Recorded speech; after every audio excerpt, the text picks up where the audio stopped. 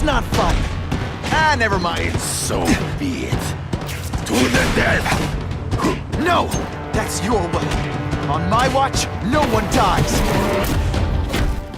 Welcome to MojoPlays, and today we're taking a look at the 10 worst Spider-Man games. We love Spidey, MJ, Jonah, and the massive array of villains, but for every game we treasure, there is one to scathe. What's the worst Spider-Man game you've played? Let us know down in the comments.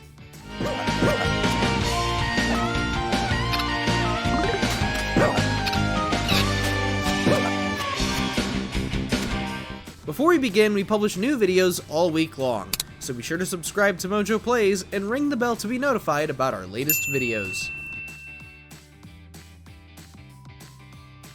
Spider-Man: Edge of Time. I don't have the speed to avoid it.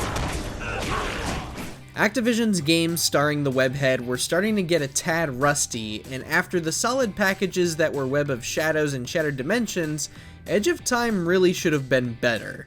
The concept was great, Peter and Miguel being able to affect each other's worlds depending on certain actions, but that's about as interesting as it gets.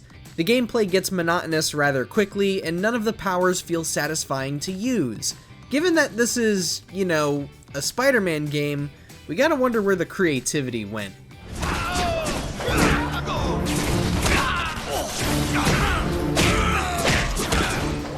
Spider-Man.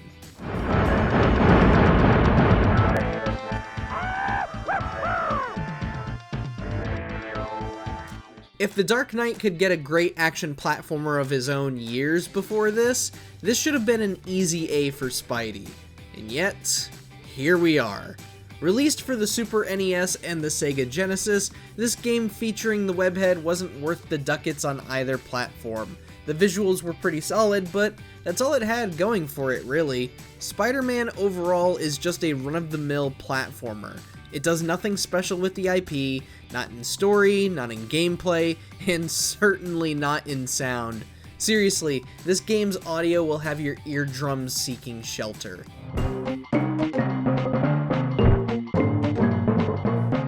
The Amazing Spiderman Web of Fire.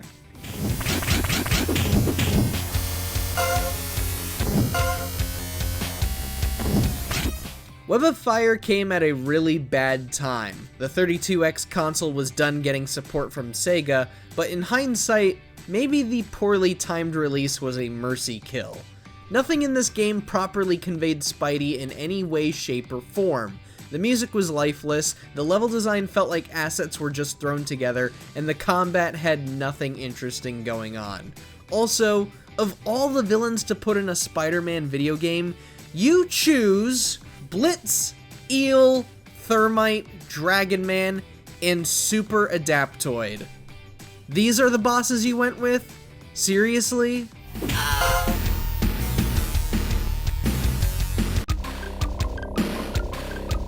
Spider-Man versus the Kingpin. Something with the strength, endurance, and power of... Looks like it's time to call on your friendly neighborhood Spider-Man. We're not quite sure why so many developers were trying to go for an insane difficulty spike with their superhero games. This isn't Ninja Gaiden or Shinobi, this is Spider-Man, dang it! So why does Spider-Man vs. the Kingpin constantly feel like you need to ram your head into a wall? The short answer is the combat. You have almost no power in stopping enemies from relentlessly attacking you. In other words, the super was completely removed from superhero. You're basically just a dude in a Party City Spider-Man costume. That's as much use as you have. I was just doing my job, officer. Happy to be of help. Young man, I don't know what I would have done without you, but you really shouldn't run around in public dressed like that. The Amazing Spiderman.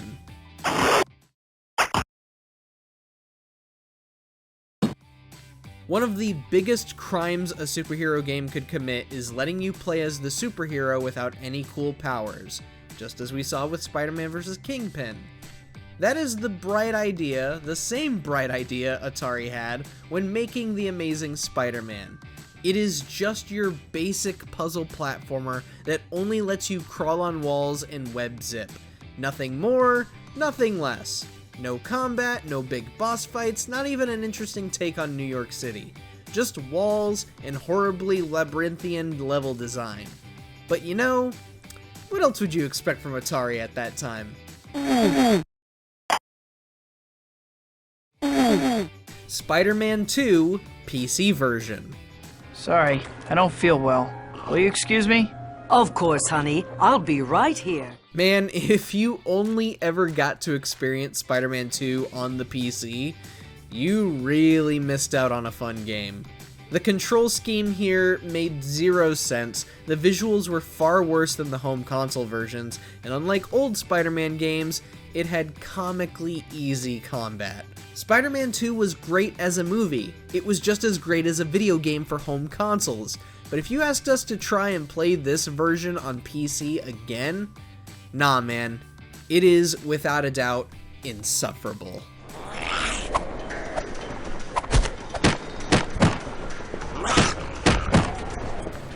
Spider-Man 3.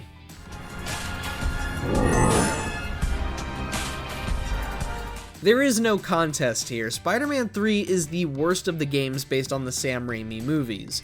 Say what you want about the plot, but this game is just awful in general. It's awful in its controls, performance, combat, almost everything. And what makes the whole thing frustrating is that 3 of Activision's biggest studios at that time were working on Spider-Man 3.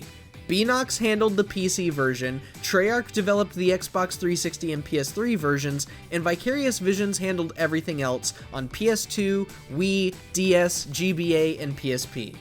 How did none of these versions turn out better than mediocre?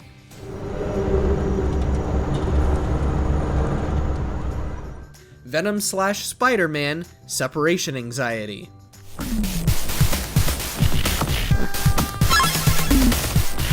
So here's the deal. Maximum Carnage was a solid game. It gets a tad too crazy with its difficulty at times, but for the most part, it's an awesome game. Its sequel, on the other hand, this right here, Separation Anxiety, it lies on the complete opposite end of the spectrum. Separation Anxiety becomes way too demanding of the player with its obscene hitboxes and constant harassment of the player.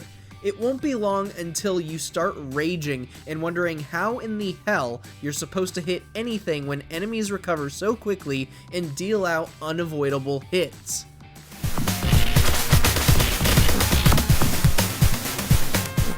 Spider-Man: Return of the Sinister Six.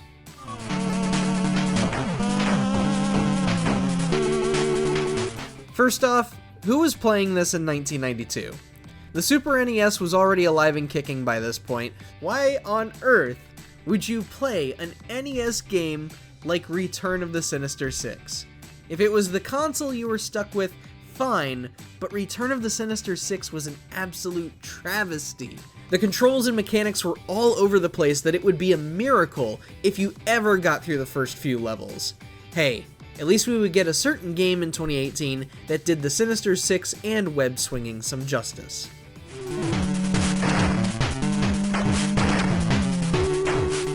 The Amazing Spiderman 2. Well, enough said. Anytime you need inspiration, I'll be right here.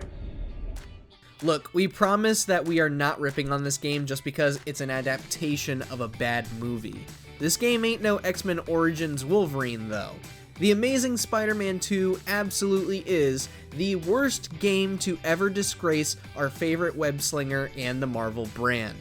In addition to shoddy web-swinging controls and combat, this game was horrendously optimized from head to toe. Poorly rendered texture work, inconsistent frame rates, and bugs and glitches wait around every single corner. Not even a fusion with Symbiote could have saved this game. What's the matter, Peter? You look like you lost your last friend. Hey, but I know for a fact you've still got at least one. Did you enjoy this video? Check out some of our other videos here on MojoPlays, and don't forget to subscribe for more great stuff every day.